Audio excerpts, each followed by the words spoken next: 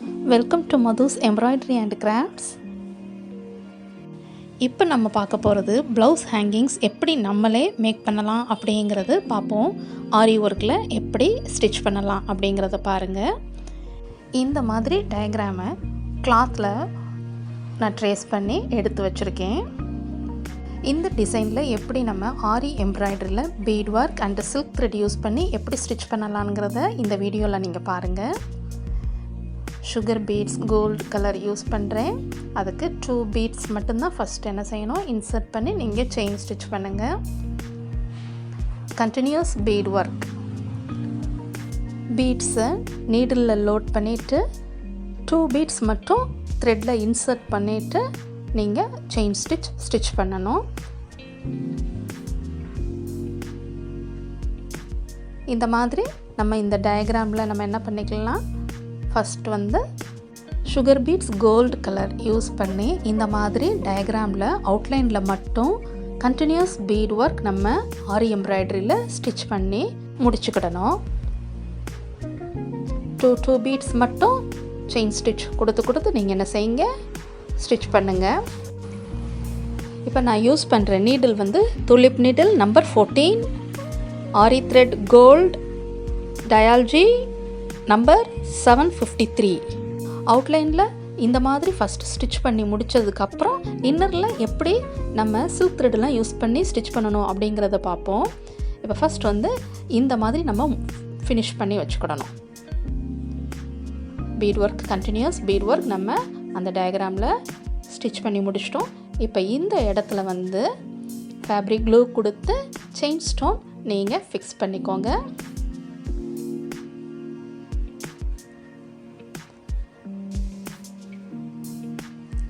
Chain stone நல்லா fix பண்ணி முடிச்சோன்னா அந்த ஃபேப்ரிக் க்ளூ வந்து கொஞ்சம் ட்ரை ஆகிறதுக்கு விட்டுருங்க. அதுக்கப்புறம் நம்ம இன்னரில் செயின் ஸ்டோனுக்கு பக்கமே மறுபடியும் கண்டினியூஸ் பீட் ஒர்க்கை வந்து திரும்ப அந்த ஒரு லைன் கொடுத்துக்கிடணும். இந்த same method 2 beads sugar beads use பண்ணி கண்டினியூஸ் பீட் ஒர்க் ஆரி எம்ப்ராய்டரியில் நம்ம இந்த மாதிரி ஸ்டிச் பண்ணி முடிச்சுக்கிடணும். பிகினர்ஸுக்கு நான் மெயினாக சொல்கிறது என்னதுன்னா, ஃப்ரேமை ரொட்டேட் பண்ணி திருப்பாமல் நீங்கள் என்ன செஞ்சுக்கிட்டே இருக்கணும், ப்ராக்டிஸ் பண்ணி பழகுங்க. அப்போ தான் ஆரி எம்ப்ராய்டரியோடைய ஃபினிஷிங் நீட்டாக இருக்கும். இந்த மாதிரி நம்ம ஃபஸ்ட்டு முடிச்சுக்கிடணும். இப்போ நெக்ஸ்ட் வந்து அவுட்லைனில் கோல்டு ஜரி த்ரெட்டை வச்சு ஒன்லி செயின் ஸ்டிச் மட்டும் ஸ்டிச் பண்ணி வச்சுக்கிடணும்.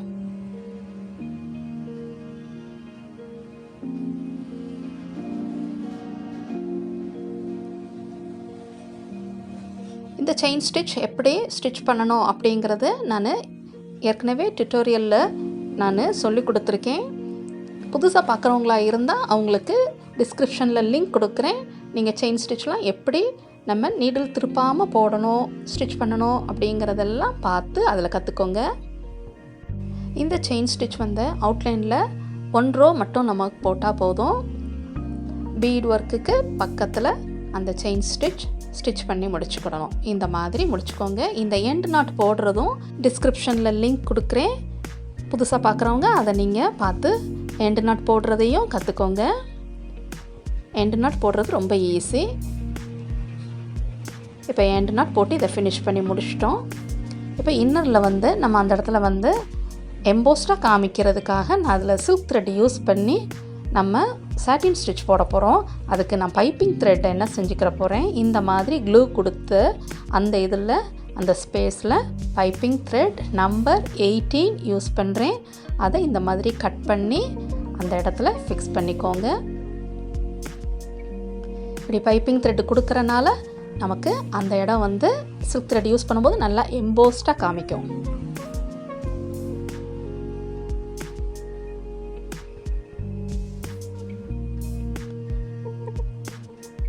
அந்த டயக்ராம்குள்ளேயே தான் இருக்கணும் பைப்பிங் த்ரெட், அதிகமாக இருக்கக்கூடாது. இப்போ இந்த மாதிரி ஃபினிஷ் பண்ணிட்டோம். இப்போ நம்ம பைப்பிங் த்ரெட்டில் நான் ஜிக்ஸாக் ஸ்டிச் யூஸ் பண்ணிட்டு அந்த இடத்துல சில்க் த்ரெட் யூஸ் பண்ணியே தான் நான் என்ன பண்ணுறேன், ஸ்டிச் பண்ணுறேன். இந்த இடத்துல வந்து நான் எல்லோ கலரில் தான் ஃபில் பண்ணணும் அப்படிங்கிறனால எல்லோ கலர் த்ரெட்டை யூஸ் பண்ணி அதிலையே ஜிக்ஸாக் ஸ்டிச் யூஸ் பண்ணி சாட்டின் ஸ்டிச் அப்படி கண்டினியூவாக நான் என்ன செய்கிறேன், ஸ்டிச் பண்ண போகிறேன். இப்போ பாருங்கள், சாட்டின் ஸ்டிச் எப்படி போடணும் அப்படிங்கிறதையும் பார்த்துக்கோங்க. ஒரு லாங் செயின் போட்டுட்டு ஒரு ஸ்மால் செயின், திரும்ப அதை ரிவர்ஸில் இழுத்துட்டு லாங் செயின், க்ளோஸ் வியூவில் காமிக்கிறேன் பார்த்துக்கோங்க. லாங் செயின் எடுத்துருக்கும்ல, அதுக்கு ஒரு ஸ்மால் செயின் போட்டுக்கிடணும். அப்போ தான் அந்த லாங் செயின் வந்து நமக்கு தூக்காமல் வரும். ஸ்மால் செயின் போடலை அப்படின்னோம்னா ஸ்டிச் தூக்கிக்கிட்டு வந்துடும். இப்போ லாங் செயின் ஒரு ஸ்மால் செயின், இந்த மாதிரி நம்ம அந்த பைப்பிங் த்ரெட்டுக்கு மேலாப்லையே ஸ்டிச் பண்ணி இந்த சாட்டின் ஸ்டிச் சில்க் த்ரெட் யூஸ் பண்ணி ஃபினிஷ் பண்ணணும்.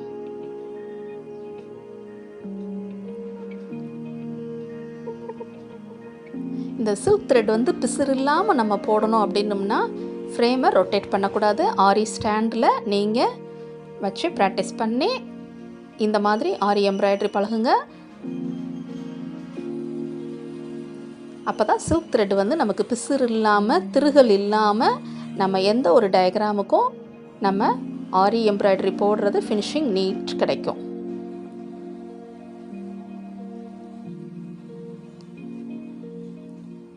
இப்போ நம்ம இந்த ஸ்பேஸ் நம்ம என்ன பண்ணிடுறோம், முடிக்கிறோம். இதில் எண்டு நாட் போட்டும் முடிச்சுக்கோங்க.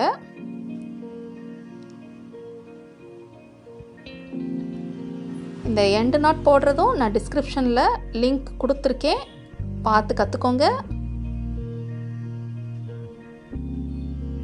இந்த மாதிரி எல்லா பெட்டல்ஸ்க்கும் நம்ம என்ன செஞ்சுக்கணும், ஃபினிஷ் பண்ணி முடிச்சுக்கிடணும். இன்னரில் இருக்கிற இந்த ஸ்பேஸில் வந்து ஃப்ரெஞ்ச் நாட் எப்படி போடணுங்கிறதையும் பார்த்துக்கோங்க. அதுக்கு நான் யூஸ் பண்ணுறது normal needle, 8 strands of thread. டபுளாக போடும்போது 16 strands ஆஃப் த்ரெட் நமக்கு கிடச்சிக்கிடும். அப்போ நம்ம நாட் நீடிலில் சுற்றி போடும்போது 2 times ஆர் 1 time மட்டும் நம்ம சுற்றிக்கிட்டால் போதும். அந்த நாட் எவ்வளோ எம்போஸ்டாக வேணுங்கிறது நம்ம இஷ்டம். 1 time சுற்றுனீங்கன்னா உங்களுக்கு மைல்டாக காமிக்கும், 2 times சுற்றினோம்னா நமக்கு கொஞ்சம் ரைஸ்டாக காமிக்கும். அதனால் 2 times இதில் சுற்றிட்டு நாட் இந்த மாதிரி ஃபினிஷ் பண்ணி முடிச்சுக்கிடணும். இதே மாதிரி 4 pieces ரெடி பண்ணி வச்சுக்கிடணும். நம்ம ப்ளவுஸ் ஹேங்கிங்ஸ்க்கு 4 pieces தேவை. இப்போ இதை ரிவர்ஸ் சைடில் நீங்கள் திருப்பிக்கோங்க. ராங் சைடில் நம்ம எம்ப்ராய்டரி போட்ட கிளாத்துக்கு ராங் சைடில் திருப்பிட்டு நம்ம செயின் ஸ்டிச் போட்டிருந்தோம்ல, அந்த செயின் ஸ்டிச்சில் தான் ஃபேப்ரிக் க்ளூ நீங்கள் அப்ளை பண்ணணும். வேறு இடத்துல அப்ளை பண்ண வேண்டாம். செயின் ஸ்டிச்சில் மட்டும் அவுட்லைனில் நம்ம லாஸ்ட்டாக ஃபினிஷ் பண்ணி முடிச்சிருந்தோம்ல, அந்த இதில் மட்டும் ஃபேப்ரிக் க்ளூ கொடுத்து முடிச்சுக்கோங்க. இந்த ஃபேப்ரிக் க்ளூ எதுக்கு கொடுக்குறோம் அப்படின்னோம்னா, நம்ம இந்த போர்ஷனை நம்ம கட் பண்ணி எடுக்க போகிறோம். அப்படி கட் பண்ணும்போது நமக்கு வந்து அந்த கிளாத் வந்து பிசுறு இல்லாமல் நமக்கு வரணும். அதுக்காக இந்த மாதிரி ஃபேப்ரிக் க்ளூ கொடுத்துட்டோம்னா நம்ம கட் பண்ணி முடித்த பிறகு எந்த பிசுறும் இல்லாமல் இருக்கும், ஃபினிஷிங் நீட்டாக இருக்கும். அதுக்காக தான் இந்த மாதிரி ஃபேப்ரிக் க்ளூ கொடுத்து ட்ரையாக விட்டுறணும். இதே மாதிரி எல்லா பீசஸ்க்கும் மற்ற பீசஸ்க்கும் ஃபேப்ரிக் க்ளூ அவுட்லைனில் மட்டும் கொடுத்து இந்த மாதிரி முடிச்சுக்கோங்க. அது ட்ரை ஆகட்டும். ட்ரை ஆன பிறகு கட் பண்ணி எடுத்துக்கோங்க இந்த மாதிரி. இப்போ இந்த மாதிரி ஒரு ஸ்மால் ஹேங்கிங்ஸ் ரெடிமேடில் கிடச்சது எனக்கு. இந்த மாதிரி நீங்கள் வாங்கிக்கிடலாம், இல்லாட்டி நீங்களே மேக் பண்ணிக்கலாம் இதையும். இப்போ இந்த இடத்துல தான் நான் என்ன செய்ய போகிறேன், அதை அட்டாச் பண்ண போகிறேன்.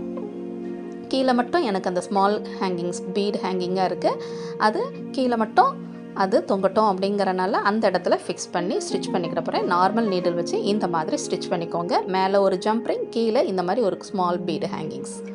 நார்மல் நீடில் வச்சு ஸ்டிச் பண்ணி முடிச்சுக்கோங்க. இப்போ அதர் பீஸ் எடுத்துகிட்டு இந்த மாதிரி ரெண்டையும் அட்டாச் பண்ணிவிட்டு இந்த அவுட்லைனில் அந்த டிசைன் இருக்குது பார்த்திங்களா, அதில் normal needle gold zari thread நீடிலில் 2 த்ரெட்டாக எடுத்துகிட்டு அதை டபுளாக போடும்போது நமக்கு 4 த்ரெட்ஸாக வந்துடும்.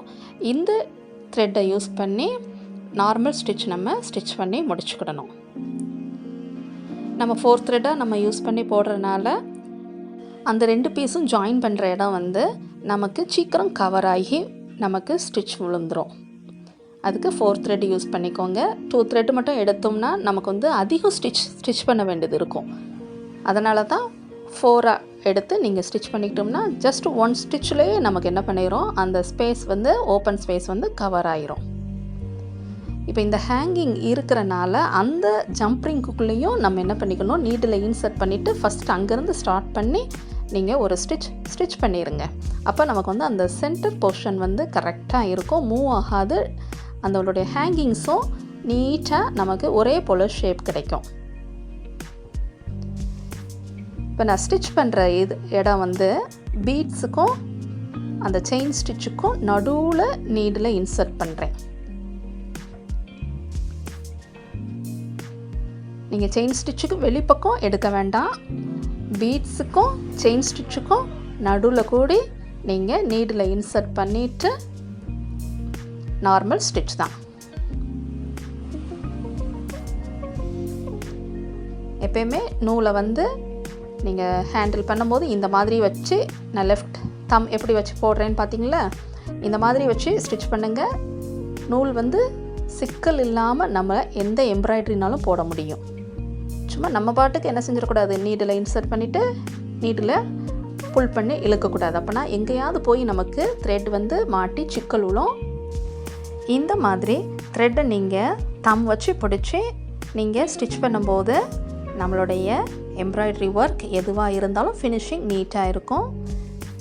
பீடுக்கும் செயின் ஸ்டிச்சுக்கும் நடுவில் நீடில் இன்சர்ட் பண்ணிவிட்டு இந்த ஸ்டிச் நார்மல் ஸ்டிச் தான், ஸ்டிச் பண்ணி முடிச்சுக்கிடணும்.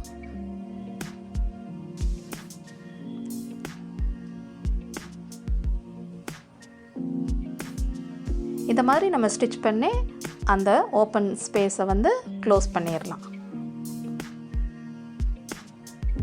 இந்த டயக்ராமில் அவுட்லைனில் இதே மாதிரி இருக்கிற ஸ்பேஸில் நம்ம ஸ்டிச் பண்ணி முடிச்சிடணும். இதே மாதிரி அதர் பீஸையும் நம்ம ரெடி பண்ணி முடிச்சிட்டோம்.